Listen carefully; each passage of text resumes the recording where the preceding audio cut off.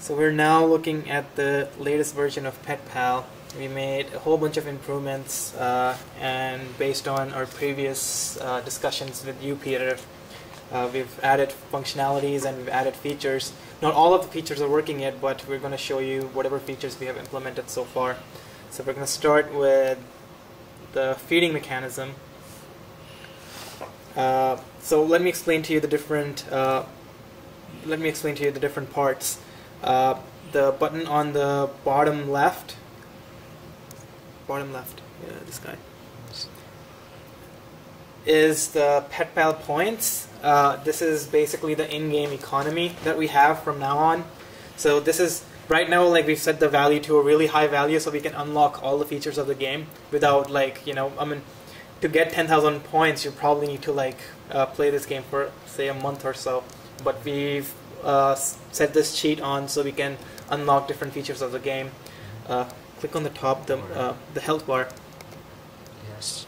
We have two bars now called health and calories. I'll explain to you the significance of each afterwards. Click on health.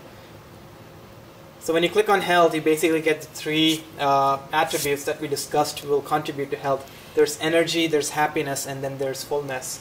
So each one of these is affected by different in-game actions, and you can expand the health. You can expand and contract this menu bar. So click on the bar again, and it should contract, right? Yes. So yeah, you can basically expand it and you can unexpand it. So we changed that, and we also changed the menu. So starting from the left, this is the that's the feeding feature of the game. Next to it on the right is the pause. This one is going to be the tricks part of the game, where you use sensors to do the tricks.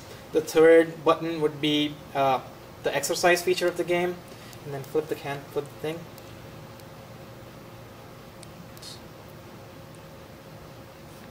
And now we have three new buttons. So that's toys on the leftmost, and then that one is microtransaction mini store that we have in the game, which uses the in-game economy. And the third button, that's for the mini games inside the games. So I'm going to show you the feeding mechanism first. So the feeding mechanism is not as simple as before. So what we have done for the feeding mechanism is there's a whole bunch of foods that are in the game right now. Can you cycle to fridge items? The arrow buttons. Arrow buttons. Click on the arrow buttons. Arrow. So you can see there's a whole bunch of food items that you can buy from now on. Each food item has its unique attributes. So how the food items work is the feeding mechanism, there's a strategy to it. So there's two things that you have to do. You have to feed the right amount of food, not too little, not too much, and you have to feed at the right time. So the game also has an in-game clock. Do we have the in-game clock shown or not? Get rid of the menu. Where's the in-game clock? So we have the in-game clock, and so the day, it's going on a 24-hour cycle, and the game and the day is divided into breakfast, lunch, and dinner for the feeding mechanism. And basically, breakfast is between a certain time, lunch is between a certain time, and dinner is at a certain time. You can feed any time during the day, but to have the maximum positive effect, you have to feed the pet at the proper time. So expand the bar now. Click on the health. So now you can choose each and every food item. Each food item has an attribute. So there's healthy food, and then there's junk food. And we're kind of giving a strategy because you can eat both healthy food and junk food. Each of them has positive attributes. Each of them has negative attributes. So by eating healthy food, such as, say, if you have salads or other healthy foods, your energy increases more, and your fullness increases as well, but you're not as happy. But if you eat junk food, you're really happy and you get full, but you don't have as much energy. And junk food is cheaper, so each food item is now tied to the economy, so you have to buy food items, whereas healthy food is more expensive. But when you eat healthier food, you gain lesser calories, whereas with junk food you gain a lot of calories. Now, calories is really important because we're tying each food item to a real value, a real world calorific value, and based on the number of calories that you consume in a day, that's how much you have to exercise in that day to be able to gain points. Now, how is that relevant? I'll explain to you afterwards. But for now, let's feed 3 items to the pet. So you have to drag the food items to the food tray. You'll see that the bars increase and decrease based on what you're feeding. So it gives you an idea of like what your actions will have an effect on the overall health attributes, which is basically energy, happiness, and fullness. So you can get a snapshot of the effect of eating those kind of food in the bars. So click on buy. And when you buy, you see the bars changing based on what you've eaten, and the money goes down. So basically, every time you eat something, you spend a certain amount of points, and based on the food items that you're getting, your bars change according to what the food item you've selected. It's going to be an aggregate. And the health is an average of these 3 attributes. So if you go on to the health bar, it's going to be an average value of the 3. So what happens is if you eat on time, you get a certain amount of energy, a certain amount of happiness, a certain amount of fullness. But if you don't eat on time, each and every value that you get by eating the food has a 50% effectiveness. So it basically means that if you don't eat on time, you end up spending more money, and even though you eat even if you have to eat more food to get the full values, the game will actually cap itself to like 3 items. So basically, you can eat 3 items at a time to be able to change the bars. Anything that you eat after those 3 items will not affect any of these bars, but it will add to the number of calories that you have to expend while exercising, and it will also decrease the money that you have.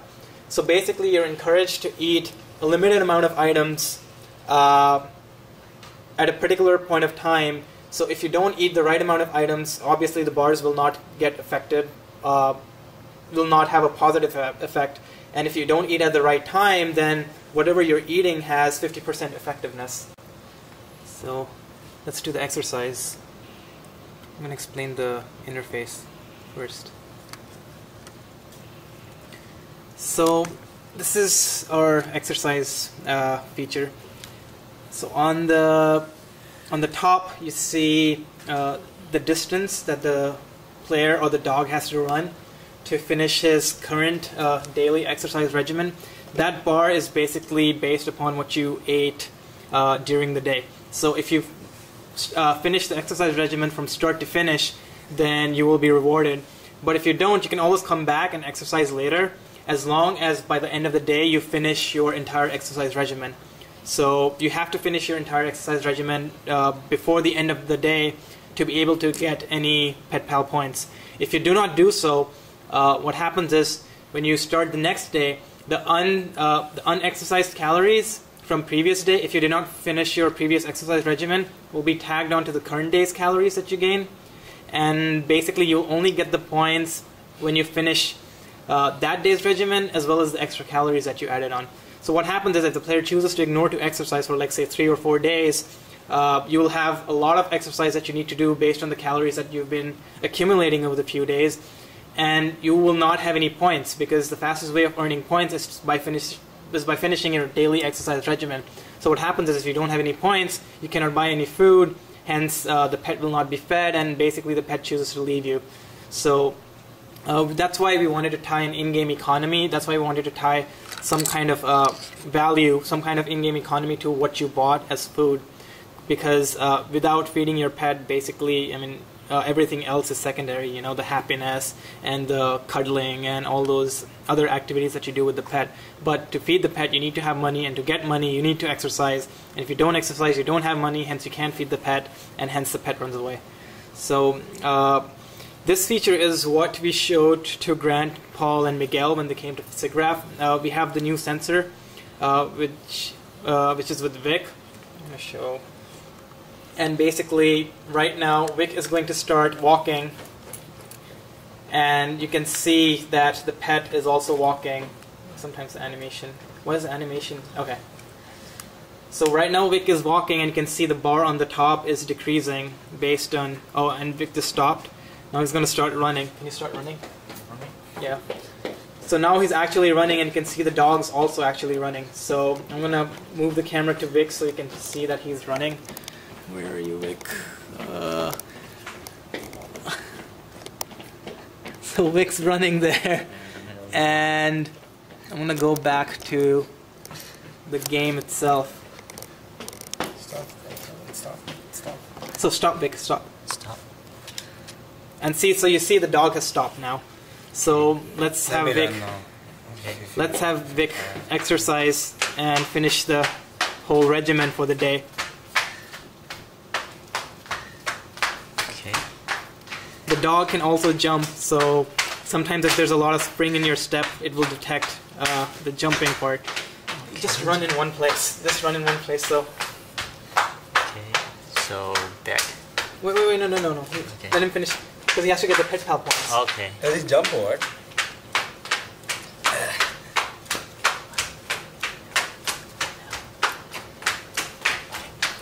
Okay. Finish.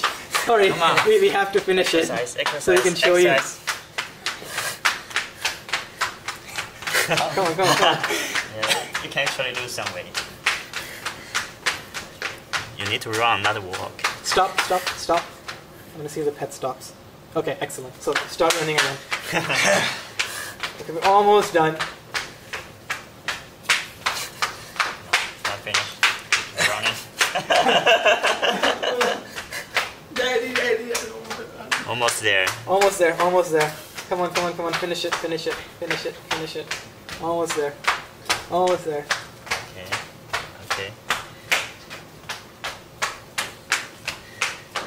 Excellent. Okay. So we're finishing. Okay. So we Stop. finished our day's Stop. exercise. Okay. And So we go back. So at the end of the exercise regimen, we also have a new report. So the calories that you burn is based on the distance that you run. It's an actual model that we got from like one of our contacts at the medical school. So it's a rough model, but basically based on the amount you run and how long you've been running, it burns that many calories. And that's how our calculations are based on. But you also see at the bottom that the number of points increased. So basically, if you finish your exercise regimen, the points will automatically increase. And right now, how much are we increasing it by? 100? 100. So you get 100 points, and right now we have 10,000 points. But in the grand scheme of things, 100 points would be enough for you to buy the food items for the next day, which is basically if you buy 9 food items, which is 3 times for breakfast, 3 times for lunch, and 3 times for dinner, times 10. So you spend 9. So on any given day, you can spend anything between 90 and 150 points, based on whether you're eating junk food or if you're eating healthy food. So you need to basically exercise to get that much money within the game, so you can buy food for the next day. So let's exit. Okay. So now we're back to our canvas, and so we can show them the other. So now you have all this money. Basically, assume that you've been exercising daily and you've been doing a good job of keeping your pet happy. So what else can you do with your points? So we're going to show you the toys part. Click on the toys. So right now we have 3 toys, but if you click on any of them, nothing's going to happen because you haven't bought these toys. You have to actually go to the in-game store, expend your PetPal points to be able to buy these toys. Exit. So let's go to the store. So we have our store here, and it shows you like number of points that you have. Let's buy toys. Okay, so we just bought a Frisbee. Go next. There's a Mike Zeta Chew toy. And then go home. And go and exit the store. So you go to the store. you go to the toys, and you see basically you have 2 toys now enabled.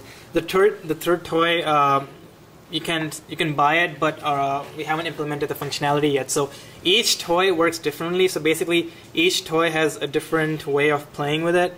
So the frisbee, if you click on the frisbee, you grab the frisbee and you toss it in the room, and the pet runs after it.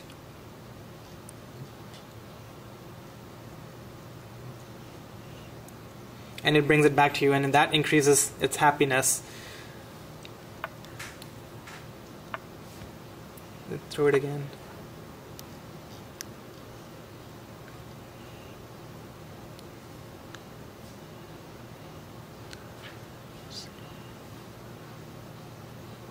So you see the happiness is increasing because you just played with the pet.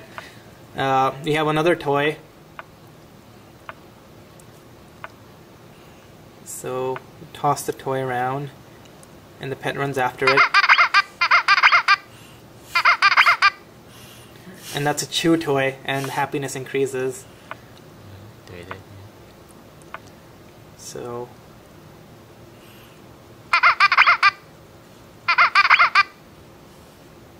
So we have different kind of toys, and each toy, like the third toy, the functionality we're trying to implement is basically you play tug of war with your pet.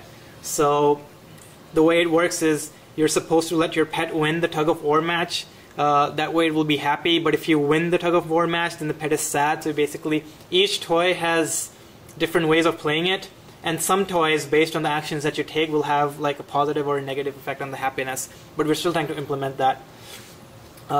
Another feature that we have is, can you click on the store? We're going to go buy some mini games now. So let's go to Doggio, buy, and then let's buy dog maze. Did we buy dog maze? Yes. Okay, so let's exit the store. Click on mini games. So we unlock 2 mini games, and mini games can be sensor based or non-sensor based.